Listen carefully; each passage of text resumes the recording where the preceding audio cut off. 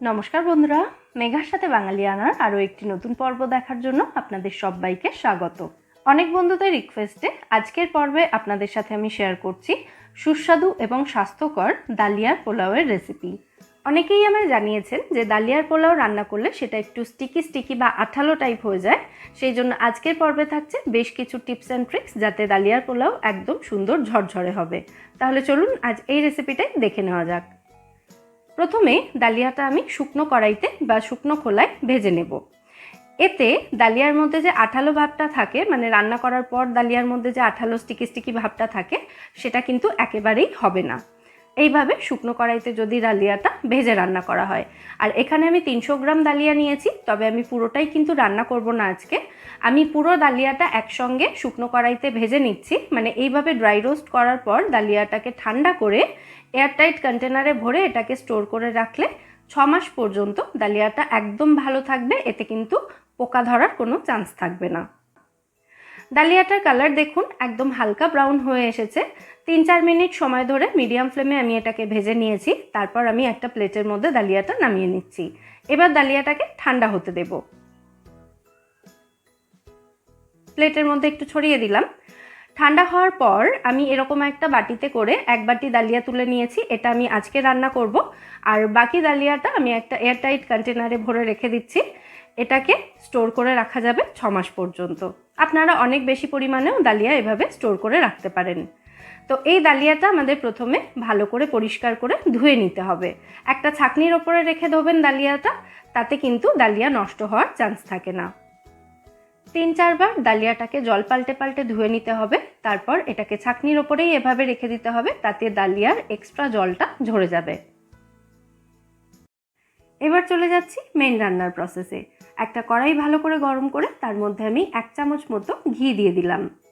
আপনারা এখানে তেলও ব্যবহার করতে পারেন, তবে তেলের তুলনায় ঘি যেহেতু স্বাস্থ্যকর হয় সেই কারণে আমি এখানে ঘি ব্যবহার করছি। আর ঘিতে ফ্লেভারটাও ভালো হবে। ঘিটা গরম হয়ে যাওয়ার পর এর মধ্যে আমি কাজু কিশমিশ ভেজে নেব। আমি 1 মুঠো কাজু বাদাম এবং 1 মুঠো মতো কিশমিশ এর মধ্যে দিয়ে ভালো করে ভেজে তুলে নিচ্ছি। কাজু কিশমিশ ভেজে নেওয়ার পর কড়াইতে আর যেটুকু ঘি রয়েছে তাতেই কিন্তু আমি বাকি রান্নাটা করব। এই ঘিয়ের মধ্যে আমি ফোড়নের জন্য 2 টুকরো দারচিনি, 2টো ছোটো এলাচ এবং 3টে লবঙ্গ, সাথে একটা তেজপাতা দিয়ে দিলাম। ফোড়নটাকে একটু ভাজা হতে দিতে হবে। 1 মিনিট মতো ভাজার পর যখন দেখবেন গরম মশলার মিষ্টি গন্ধ বেরোতে শুরু হয়েছে, তখন এর মধ্যে দিয়ে দিতে হবে এক এক করে সমস্ত সবজি। প্রথমে আমি ফুলকপি দিয়ে দিলাম, তারপর দিয়ে দিচ্ছি গাজর, আর তারপর দিয়ে দেব এখানে বিনস। সবজি এবং তার পরিমাণটা আপনারা এখানে নিজেদের পছন্দ অনুযায়ী দিতে পারেন। সবজিগুলোকে প্রথমে মিডিয়াম ফ্লেমে রেখে ভেজে নেব। 2 থেকে 3 মিনিট মতো এই সবজিগুলো ভেজে নিতে হবে। এই সবজিগুলো ভাজা হয়ে গেলে তারপর এর মধ্যে আমি 1 মুঠো মতো ক্যাপসিকাম কুচি দিয়ে দিলাম। তারপর এর মধ্যে দিয়ে দিচ্ছি 1 চা চামচ মতো গ্রেট করা আদা। আপনারা এখানে আদা বাটাও ব্যবহার করতে পারেন। এরপর আদার কাঁচা গন্ধ চলে যাওয়া পর্যন্ত এগুলোকে আরেকটু ভেজে নেব। এবার এর মধ্যে ধুয়ে জল ঝরিয়ে রাখা ডালিয়াটা দিয়ে দিচ্ছি। তারপর সমস্ত উপকরণ আবার খুব ভালো করে একসাথে মিশিয়ে নিয়ে 2-3 মিনিট মতো এগুলোকে ভেজে নেব। একদম ঝরঝরে ডালিয়ার পোলাও তৈরি করার জন্য ডালিয়াটা এভাবে ভালো করে ভেজে নেওয়াটাও কিন্তু ভীষণ গুরুত্বপূর্ণ। 2-3 মিনিট ভেজে নেওয়ার পর এখন দেখুন ডালিয়াটা একদম ঝরঝরে হয়ে গেছে। তো এবার আমি এর মধ্যে দিয়ে দিচ্ছি 1 চা চামচ মতো বা স্বাদ মতো গোলমরিচ গুঁড়ো, স্বাদ মতো কাঁচা লঙ্কা কুচি দিয়ে দিচ্ছি। যে যেমন ঝাল পছন্দ করেন এগুলো সেই অনুযায়ী দেবেন। আর দিয়ে দিচ্ছি এর মধ্যে স্বাদ মতো নুন। নুনটা চাইলে আপনারা পরেও মেশাতে পারেন, মানে জল দেওয়ার পরেও দিতে পারেন। ভালো করে মিশিয়ে নিচ্ছি।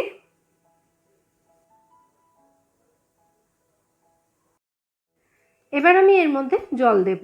যে বাটিতে মেপে 1 বাটি ডালিয়া নিয়েছিলাম আমি, সেই বাটিতে মেপেই 2 বাটি জল নিয়ে সেটা গরম করে এখানে দিতে হবে। মানে যতটা পরিমাণে ডালিয়া নেওয়া হয়েছে তার ঠিক ডাবল পরিমাণে জল দিতে হবে। আর জলটা অবশ্যই এখানে গরম করেই ব্যবহার করবেন। জলটা আমি দিয়ে দিলাম, ভালো করে এরপর মিশিয়ে দিচ্ছি। যে কোনো পোলাও একটু মিষ্টি মিষ্টি হলে খেতে বেশি ভালো লাগে, তো আপনারা এখানে স্বাদ মতো চিনি ব্যবহার করতে পারেন। আমি এখানে মিষ্টির জন্য 1 চামচ মতো মধু দিলাম। যেহেতু আমি এটা একটু হেলদি তৈরি করতে চাইছি, সেই জন্য এখানে মধু দিলাম। আপনারা গুড় বা চিনি যে কোনোটা এখানে ব্যবহার করতে পারেন নিজেদের স্বাদ অনুযায়ী। আবার সমস্ত উপকরণ ভালো করে মিশিয়ে দিয়েছি। কড়াইটাকে ঢাকা দিয়ে দিলাম এবং গ্যাসের ফ্লেমটা একদম লো রয়েছে। এইরকম লো ফ্লেমে বা লো এবং মিডিয়ামের মাঝামাঝি ফ্লেমে রেখে ডালিয়াটা আমাদের 10 মিনিট মতো রান্না হতে দিতে হবে। 10 মিনিট মতো লো ফ্লেমে রান্না করার পর কড়াইয়ের ঢাকনাটা খুলে আমি এখানে ভেজে রাখা কাজু কিশমিশটা দিয়ে দিলাম, আর তার সাথেই দিয়ে দিচ্ছি 1/4 চা চামচ মতো গরম মশলা গুঁড়ো। আবারও সমস্ত উপকরণ একসাথে ভালো করে মিশিয়ে দিচ্ছি। এখন দেখুন জলটা সম্পূর্ণভাবে টেনে গেলেও ডালিয়াটা কিন্তু এখনো পুরোপুরি ঝরঝরে হয়নি, এর মধ্যে একটু জড়ানো ভাব এখনো রয়েছে। তো আমি কড়াইটাকে ঢাকা দিয়ে একদম লো ফ্লেমে রেখে এটাকে আরও 2-3 মিনিট মতো রান্না হতে দেব, তাতেই কিন্তু ডালিয়াটা সুন্দর ঝরঝরে হয়ে যাবে। আবারও 2-3 মিনিট মতো লো ফ্লেমে রান্না করার পর এখন দেখুন আমাদের ডালিয়ার পোলাও কিন্তু একদম সুন্দর ঝরঝরে হয়ে গেছে, আর কিন্তু একটুও জড়ানো ভাব এর মধ্যে নেই, দেখেই বুঝতে পারছেন আশা করি। ফুলকপিটাও কিন্তু সুন্দরভাবে সেদ্ধ হয়ে গেছে। এবার আমি গ্যাসের ফ্লেমটা অফ করে দিলাম। আমাদের ডালিয়ার পোলাও এখানে একদম রেডি হয়ে গেছে। এবার আমি এটাকে সার্ভ করে দিচ্ছি। চাইলে আপনারা এই সময় আরও 1/2 চা চামচ মতো ঘি ওপর থেকে ছড়িয়ে সেটাকে ভালো করে মিশিয়ে তারপরে এই ডালিয়ার পোলাও সার্ভ করতে পারেন। তাহলে দেখলেন কত সহজে একদম ঝরঝরে এবং দারুণ সুস্বাদু ও স্বাস্থ্যকর ডালিয়ার পোলাও তৈরি হয়ে গেল।